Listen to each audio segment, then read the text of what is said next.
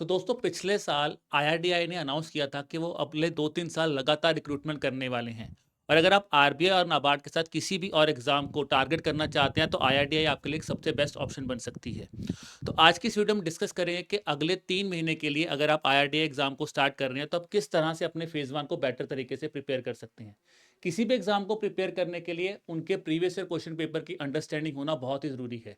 तो इसके लिए दोस्तों आपको लिंक डिस्क्रिप्शन में मिला है जहां पे आप आईआरडीआई ग्रेड ए के प्रीवियस ईयर क्वेश्चन पेपर देख सकते हैं और एक आइडिया ले सकते हैं कि किस तरह से इस एग्जाम में क्वेश्चंस आपसे पूछे गए हैं, किस लेवल ऑफ क्वेश्चंस पूछे गए हैं और क्या क्या ऐसे सर्टेन सेट ऑफ एरियाज हैं या टारगेट्स हैं जिन पे आपको तैयारी जो है वो अभी से शुरू कर देनी चाहिए।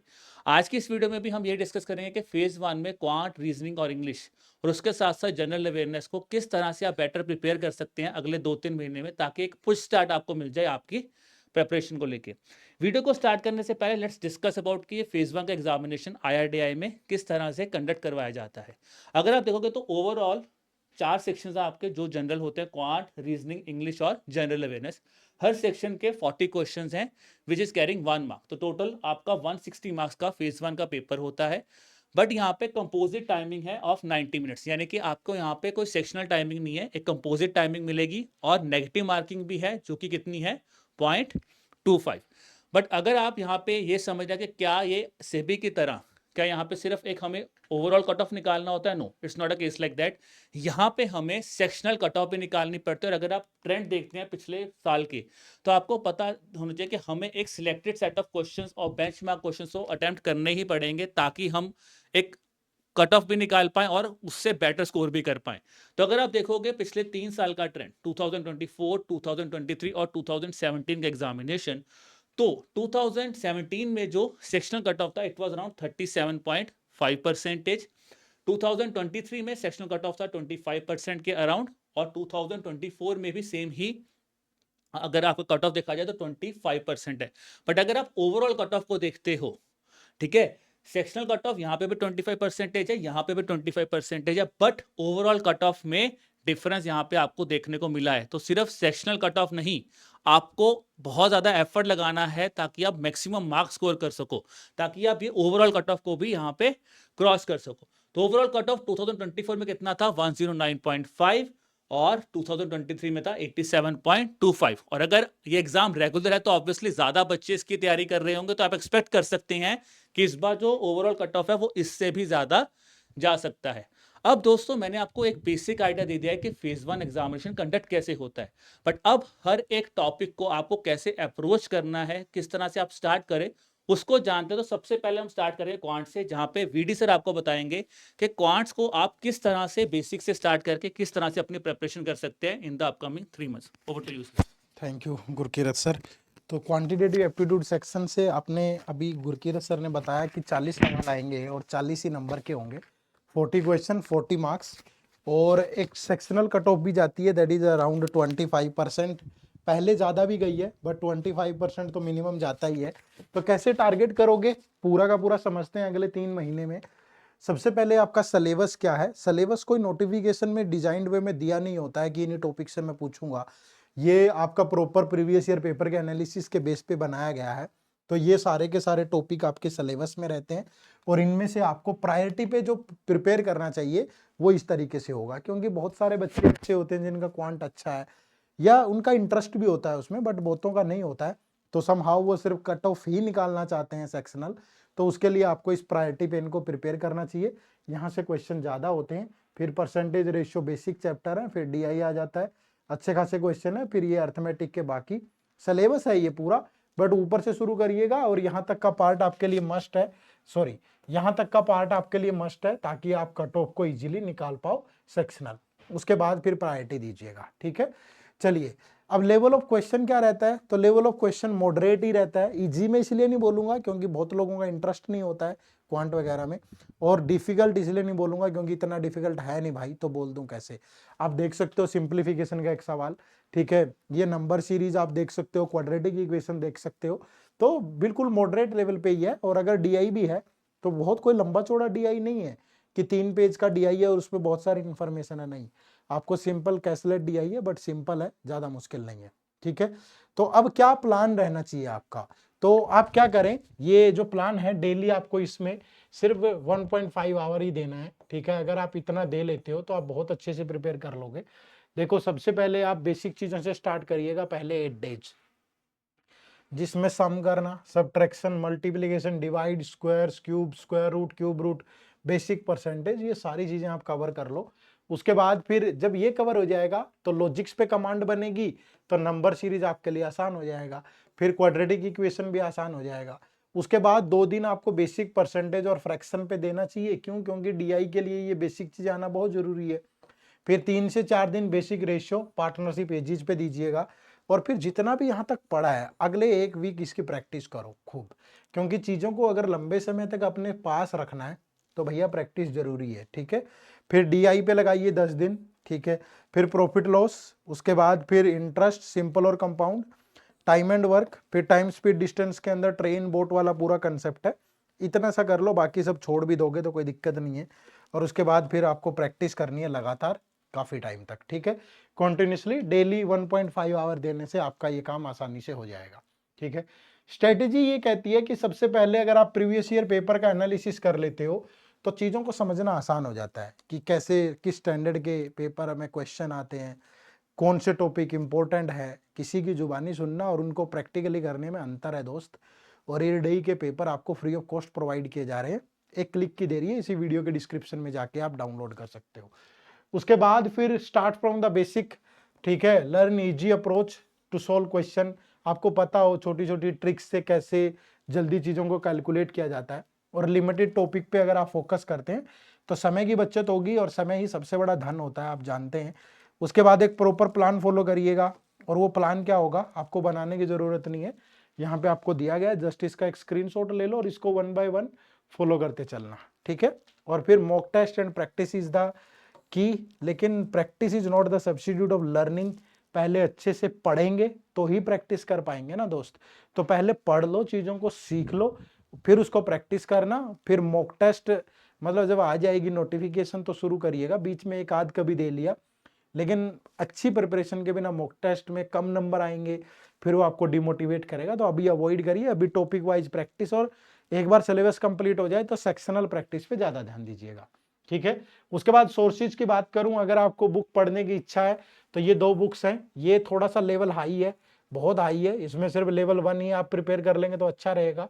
2 तक भी जा सकते हैं, 3 तो आपको छूना भी नहीं है भाई, है ना। और ये बुक थोड़ा सा दिक्कत ये है बुक्स के साथ कि जो आईबीपीएस का लेटेस्ट ट्रेंड है ना उसको मैच नहीं कर पाती है ये, ठीक है। वो लैंग्वेज मैच नहीं होती है, वो नए पैटर्न मैच नहीं होते हैं, तो फिल्टर करना मुश्किल हो जाता है। लेकिन अगर आपको बुक पढ़ने की आदत है और आपको बुक ही चाहिए तो इनसे बेस्ट नहीं होगा फिर, ठीक है।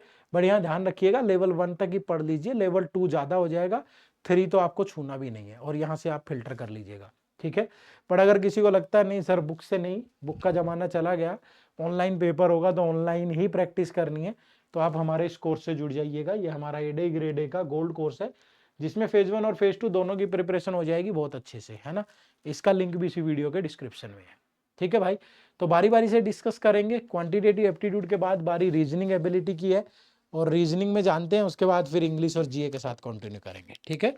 तो रीजनिंग एबिलिटी के लिए मेघना मैम आपसे बात करेंगे। Thank you sir. So hello दोस्तों।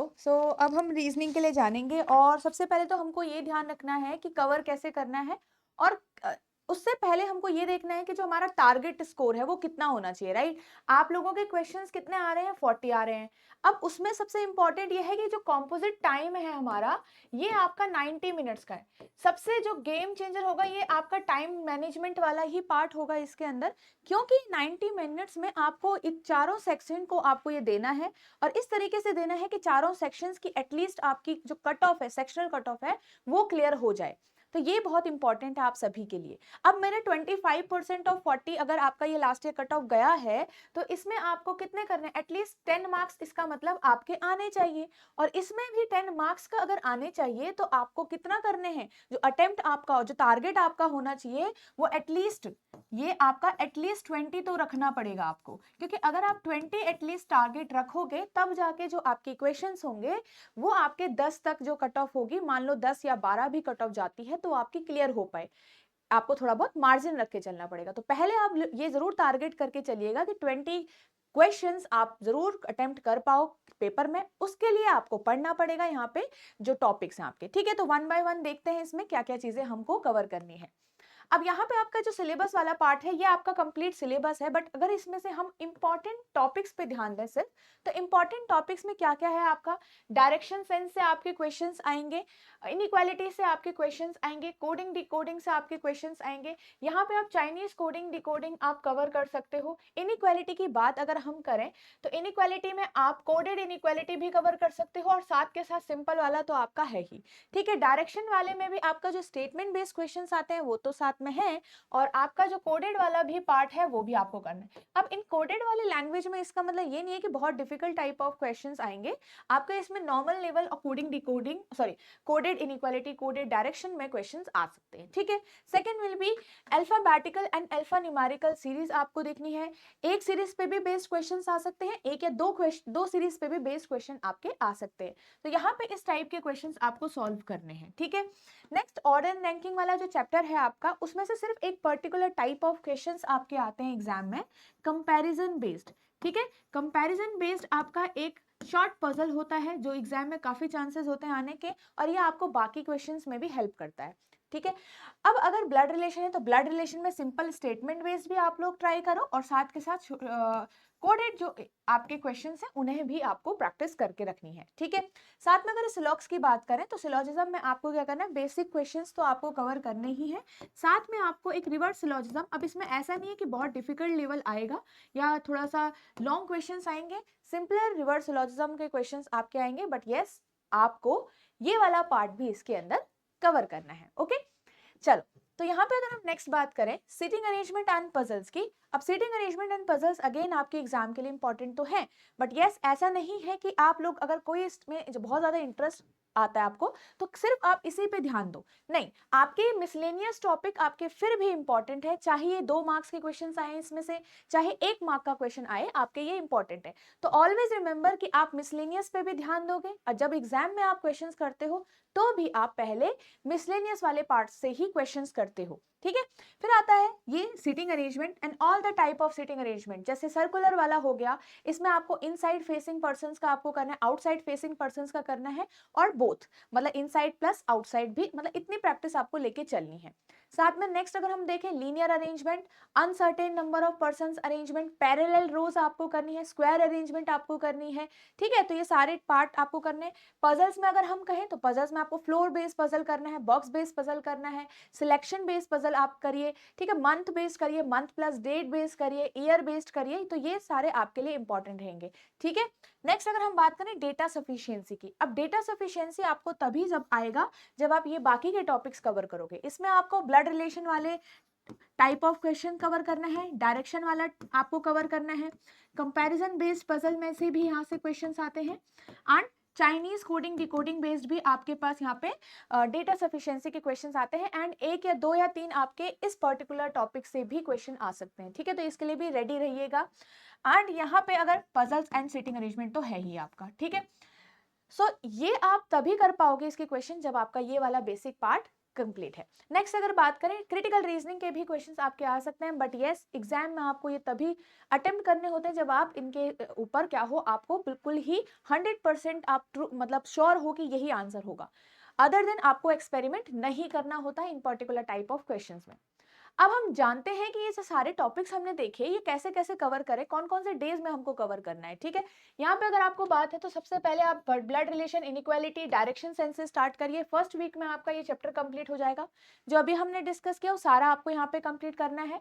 नेक्स्ट आपका alpha numeric coding and order ranking आपको कवर करना है, आपको सिलॉजिज्म कवर करना है, ठीक है, नेक्स्ट वीक में। फिर आपको 6th एंड 7th वीक में सीटिंग अरेंजमेंट कवर करना है, क्योंकि इसको लंबा टाइम चाहिए, थोड़ा प्रैक्टिस ज्यादा चाहिए। पजल्स आपको करना है फिर आपको नेक्स्ट वीक्स में, एंड देन आपको डेटा सफिशिएंसी और बाकी के पार्ट्स करने। लास्ट में आपको ये अपना टाइम जरूर बचा के रखना है रिवीजन के लिए, आपको सेक्शनल टेस्ट वगैरह देते रहना है, और आपको खुद के जो परफॉर्मेंस है उसे एनालाइज करते रहना है। अब ये आपकी कैपेबिलिटी के हिसाब से है कि आप इसमें 1 आवर के बीच में से लेकर 2 आवर्स के बीच में अगर टाइम देते हो तो आप कितना कवर कर पाते हो, ठीक है? अगर आप अच्छे से कंसिस्टेंट रहेंगे और 2 घंटे तक का भी टाइम देंगे तो आपका जो सिलेबस होगा और साथ प्रैक्टिस जो होगी वो आपकी कंप्लीट हो जाएगी, ठीक है? नेक्स्ट अगर हम देखें स्ट्रैटेजी आपको क्या रखनी चाहिए, ये ध्यान रखिएगा कि सबसे पहले you have to analyse the type of question. और जैसे ही हमने पहले ही डिस्कस कर लिया कि आपका जो टाइम मैनेजमेंट है वो बहुत ज़्यादा इंपॉर्टेंट है इसमें। साथ ही फिर आपको मॉक टेस्ट तो देते रहने हैं, ठीक है? मॉक टेस्ट दोगे तभी आप अपनी गलतियों को जानोगे, स्ट्रॉन्ग एंड वीक एरियाज को आप जानोगे, ठीक है? तो ये सारी चीजें आपको इसमें करनी है।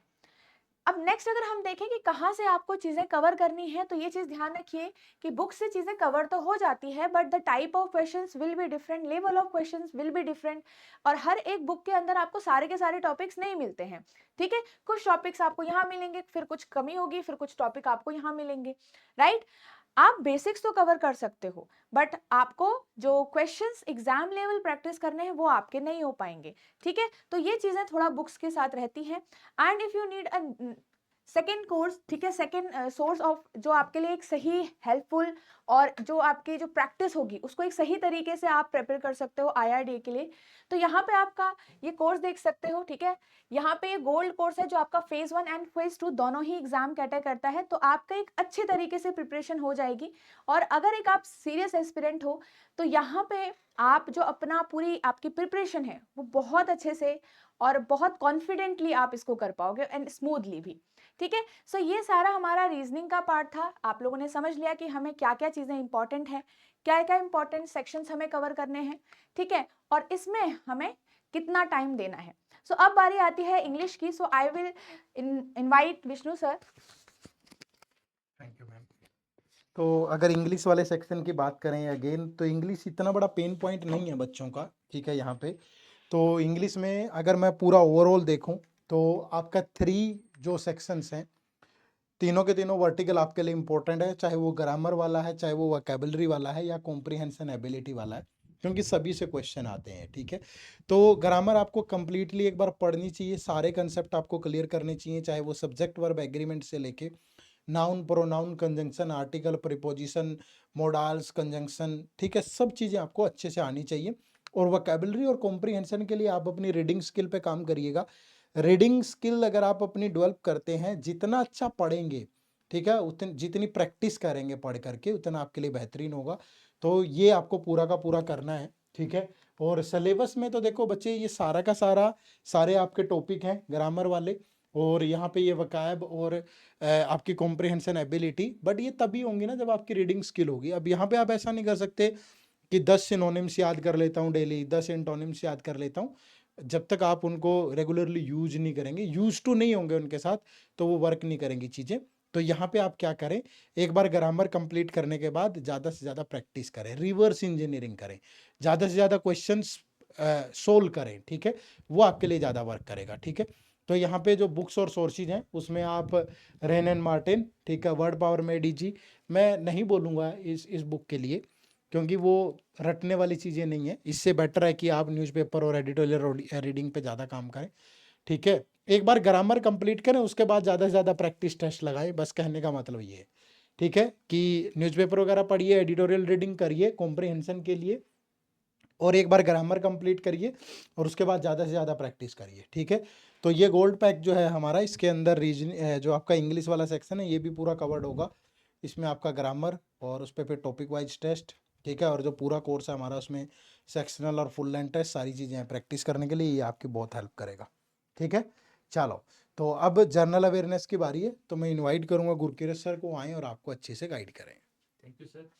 So now guys, when I talk about general awareness, देखिए सबसे पहले एक बहुत इंपॉर्टेंट पॉइंट, जब हम आपको 3 मंथ्स का प्लान दे रहे हैं तो इसका मतलब ये नहीं है कि 3 मंथ्स में आपका एग्जाम की डेट आ चुकी है। No, let me just clarify here guys, कि बहुत बच्चों के मन में शायद ये डाउट आ रहा हो कि सर शायद 3 महीने में पेपर आ रहा है, तो no, so as of now we do not have any information कि कब एग्जाम आने वाला है। बट गाइस, सबसे इंपॉर्टेंट चीज़ होता है कि अगर आप कुछ भी चीज़ को टारगेट कर रहे हो तो बेटर है कि उसको बहुत अर्ली स्टेज पे आप प्रिपेयर करना स्टार्ट कर दीजिए। अब ये जो अभी हमने क्वांट रीजनिंग और इंग्लिश के बारे में आपसे डिस्कस किया है, वहाँ से आपको सबसे बड़ा फ़ायदा ये होगा कि अगर आप वाकई इस साल इस एग्ज़ाम को टारगेट कर रहे हो, तो कम से कम इस 3 मंथ्स को आप कैसे यूटिलाइज़ करो कि आपका पेपर 1 वाला कंसेप्ट जो है, वो कंसेप्ट सारे क्लियर हो जाए, और जब भी नोटिफिकेशन आए तो आप रेडी रहो। तो ये इस वीडियो का मेन ऑब्जेक्टिव, जहाँ पे अभी हमने क्वांट रीजनिंग और इंग्लिश को डिस्कस किया है। अब बात करते हैं उस कंपोनेंट की जहाँ पे मंथ्स और टॉपिक्स बहुत मैटर करें, दैट इज जनरल अवेयरनेस। तो जब मैं जनरल अवेयरनेस की बात करता हूँ, if you look at the trend of the examination of IRDI, the trend says that यहाँ पे it's not an examination like of RBI, but या पिछली बार अगर आपने देखा होगा, जिस बच्चे ने आरबीआई की तैयारी की होगी, नाबार्ड की तैयारी की होगी, या फिर रेगुलेटरी बॉडी एग्जामिनेशन की तैयारी की होगी, तो उसको एक कहीं ना कहीं एक फायदा रहा, क्योंकि वो एक चीज़ करंट अफेयर से रेगुलरली ऑन गोइंग चल रहा था। तो यहाँ पे भी यही चीज़ है। अब अगर आप इस एग्जामिनेशन को देखोगे तो यहाँ पे बेसिक कंसेप्ट अगर मैं आपसे बात करूँ दोस्तों, तो यहाँ पे बहुत ज़्यादा डिटेल्ड में कोई इकोनॉमिक एंड सोशल इश्यूज के टॉपिक्स नहीं आते हैं, बट यहाँ पे ये एक बेसिक चीज़ आती है। देखो, आपको यहाँ पे जो बेसिक जनरल अवेयरनेस के टॉपिक्स हैं, like firstly news, government initiatives, agreement, summit, science and tech, awards हो गया, कुछ समिट्स एंड कॉन्फ्रेंसेस होगी, या फिर मैं बोलूँ कोई इंपॉर्टेंट इनिशिएटिव जहाँ पे गवर्नमेंट फोकस कर रहा है, वो आपके प्राइम टॉपिक्स होने चाहिए। उसके अलावा आपको फाइनेंशियल रिलेटेड करंट अफेयर, जहाँ पे मैं बोलूँगा IRDI, if it is in news that's important, SEBI, RBI, अगर ये सब न्यूज़ में है तो आपको यहाँ पे आपका कमांड होना बहुत ज़रूरी है। फाइनेंस को सिर्फ आप ये मत सोचो कि सिर्फ IRDI के बारे में पढ़ना, मुझे इंश्योरेंस के बारे में पता होना चाहिए, मुझे इंश्योरेंस के साथ साथ मुझे RBI के बारे में, मुझे सेबी के बारे में, और भी जो PFRDA, तो इनके बारे में मुझे पता होना चाहिए। Then I would say important organisations like BIMSTEC, ASEAN, इनके बारे में आपको पता होना चाहिए। और फिर आ जाती है हमारी स्कीम्स। तो गवर्नमेंट स्कीम्स जनरल कंटेक्स्ट में अगर मैं बात करूं, यहाँ पे ऑब्वियसली आपका प्राइम फोकस होना चाहिए जो स्कीम्स आपकी फाइनेंस, MSME सेक्टर से रिलेट करती हैं, that should always be given a priority. But फिर भी मैं बोलूँगा यहाँ पे जो स्कीम्स न्यूज़ में हैं आप उसको पढ़ो, और उसके साथ जो भी लेटेस्ट रिपोर्ट्स हैं आप उनको यहाँ पे कवर कीजिए, ठीक है। So that should always be your prime priority with respect to the examination. अब बात करते हैं कि सर कितने महीने करंट अफेयर्स पढ़ने हैं। देखो, यहाँ पे मैं एक चीज़ बोलूँगा दोस्तों, जब आप करंट अफेयर्स को टारगेट करें, so this is a standard timeline which we always say, desirably you should go for 5 months before the notification, and last 3 months are very very important. But as I told you, we do not have any exam date in front of us, we do not even have the notification जो कि हमारे पास आ चुकी है, हमारे पास हमें उसके बारे में नहीं पता है। तो सर टाइम क्या होना चाहिए? मैं आपको बोलूँगा दोस्तों, बेस्ट टाइमलाइन विल बी कि अगर आप IRDA के बारे में, अगर आप इंश्योरेंस का स्टैटिक या बेसिकली ना इस टाइम पे आप स्टैटिक कवर करो क्वांटिटी इंग्लिश के साथ, इंश्योरेंस हो गया या इंश्योरेंस एंड मैनेजमेंट हो गया, ठीक है ना, जो ESI के कंसेप्ट हैं आप उनको पढ़ना स्टार्ट कीजिए सबसे पहले, वो प्रायोरिटी रखो, ठीक है। उसके साथ साथ आप उनसे रिलेटेड जो चीज़ें न्यूज़ में है वो पढ़नी स्टार्ट कर दीजिए। आई वुड से बेस्ट इज आप फेब या मार्च मंथ को टारगेट करो। अगर आप में से कोई बच्चा ऐसा जिसको है कि मुझे तो करंट अफेयर्स में बहुत ही बेटर स्कोर करना है, आई वुड से देन आप जैन से भी स्टार्ट कर सकते हैं। बट हमको जनवरी थोड़ा सा कई बच्चों पे ज्यादा अनड्यू प्रेशर क्रिएट हो जाता है कि जैन से कैसे पढ़े, तो मैं बोलूंगा in that case best is कि आप फेब मंथ से टारगेट करो। यहाँ पे बजट और इकोनॉमिक सर्वे पढ़ लीजिए, प्लस जो भी इंपॉर्टेंट न्यूज है आप वहाँ पे पढ़ सकते हैं। बाकी आप फ्रीली कैसे पढ़ सकते हैं, you can join our classes which we are providing you on YouTube, that is CT 360, you can come to finance 360 classes, ठीक है जी। फिर क्योंकि फेज 2 में डिस्क्रिप्शन आएगा, आप उसकी प्रेजेंटेशन भी अभी से स्टार्ट कर सकते हो by coming to perspective classes, और फिर एंड में गवर्नमेंट स्कीम की क्लासेस भी आप यहाँ पे ज्वाइन कर सकते हो। मैं बोलूँगा ये दो सीरीज तो आपकी प्रायोरिटी पे होनी चाहिए। डिस्क्रिप्टिव जब आप कंटेंट कवर कर लोगे तो आप पर्सपेक्टिव पे भी आ सकते हो। अब दोस्तों टाइमिंग क्या है इन दोनों क्लासेस का, ट्यूसडे, थर्सडे एंड सैटरडे। ये क्लास आती है आपकी 7 AM in the morning and it comes at 10 AM in the morning. सुबह सुबह पढ़िए और शाम को आप पूरा रिवाइज कर सकते हैं। पर्सपेक्टिव से assistant government schemes this used to come on Monday, Wednesday and Friday. Government scheme class आती है आपकी 10 बजे, ठीक है जी, और पर्सपेक्टिव की क्लास आती है आपकी शाम को 5 बजे। तो ये सीक्वेंस में आप करंट अफेयर्स को पढ़ना स्टार्ट कर सकते हैं, ठीक है। तो इस तरह से अभी आप एक इनिशियल स्टार्ट कीजिए और आप चीजों को समझना शुरू कर दीजिए।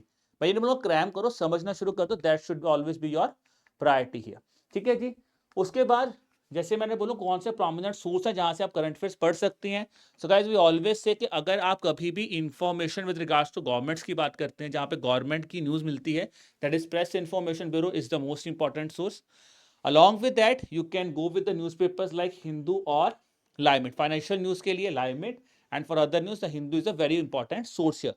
But are these source enough? क्या इसके बाद क्वेश्चन नहीं आ सकता? बिल्कुल आ सकता है। तो what I always guide to student is आप इनमें से कोई भी एक सोर्स खुद पढ़ो उसको कॉम्प्लीमेंट करो किसी भी मैगजीन कंपाइलेशन के साथ, जो भी आपको मिलती हैं आप उन कंपाइलेशंस को पढ़ो और उसके साथ उसको कॉम्प्लीमेंट कर लो। That is the best strategy. जितने क्वेश्चंस हो सकते हो उतने सॉल्व करो। जैसे सिटी 360 में आ रहे हो, न्यूज़ पढ़ी, आपने खुद पढ़ा हुआ है, कम टू द सेशन, कोई एडिशनल पॉइंट मिला, नोट डाउन कर लो। हम लोग रिवीजन सेशंस करवा रहे हैं यूट्यूब पे, monthly revision, come to the session कोई पॉइंट मिला, नोट डाउन कर लो। और इस तरह से अपनी स्ट्रेटेजी को और अपनी चीजों को ऐड कर लो और अपनी रिवीजन को भी आप एनहांस यहाँ पे कर सकते हैं। ठीक है, अब 90 डेज का प्लान क्या होना चाहिए? I would say with regards to the preparation, I have already told you कि आप फेब मंथ से करंट अफेयर्स पढ़ने स्टार्ट कर दीजिए। ठीक है, जो भी इंपॉर्टेंट न्यूज आती हैं वो पढ़िए। स्कीम्स में आप पहले ministry of finance, ministry of MSME या फिर जहां पे आईआरडीआई इन्वॉल्व है उनको पढ़िए।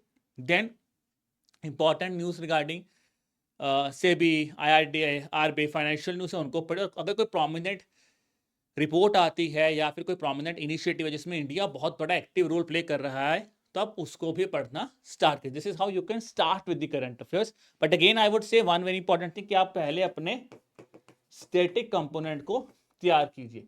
अब मैंने आपको बोला अपने स्टैटिक कंपोनेंट को तैयार करो, तो वो कैसे कर सकते हो guys? For that you can take the help of the course of एडुटैप।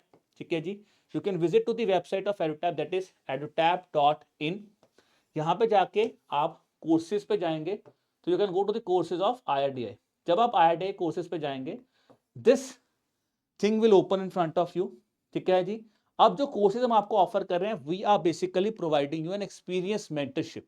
जहाँ पे मैंने PYQs आपको बोला फ्रीली अवेलेबल है, बट पूरा एक मेंटरशिप आपको यहाँ पे मिलेगा। आपको वीडियो लेक्चर्स मिलेंगे, लाइव क्लासेस मिलेंगी फॉर रिवीजन, स्टडी नोट्स मिलेंगे, test series, then you have your doubt solving sessions, one on one mentorship. So you will get actually a mentorship here.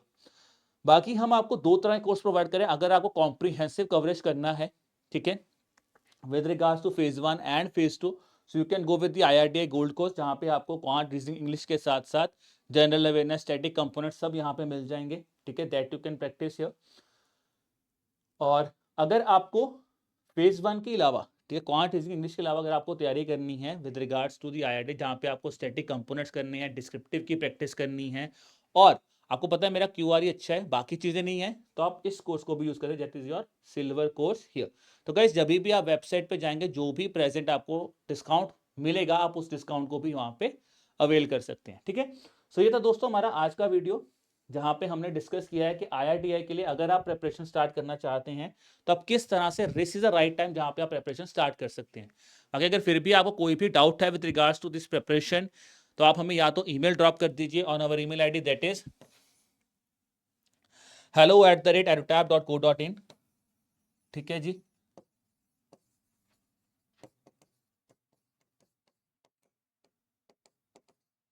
और या फिर आप हमें क्या कर सकते हैं, हमें कॉल कर सकते हैं हमारे नंबर 8146207241 के ऊपर। तो I wish you all the best for the examination guys. अभी से तैयारी शुरू कर दीजिए ताकि लास्ट मिनट तक वेट ना करना पड़े और आपको एक एडेड एडवांटेज मिले। तो जो भी वीकनेस है अभी समझो, अभी उस पर काम करना शुरू कर दो, ताकि नोटिफिकेशन के बाद सिर्फ एक ही चीज करनी है, वो है रिविजन और प्रैक्टिस। ठीक है जी, on that note I wish you all the best for the examination. Keep working hard and keep preparing hard. Bye-bye.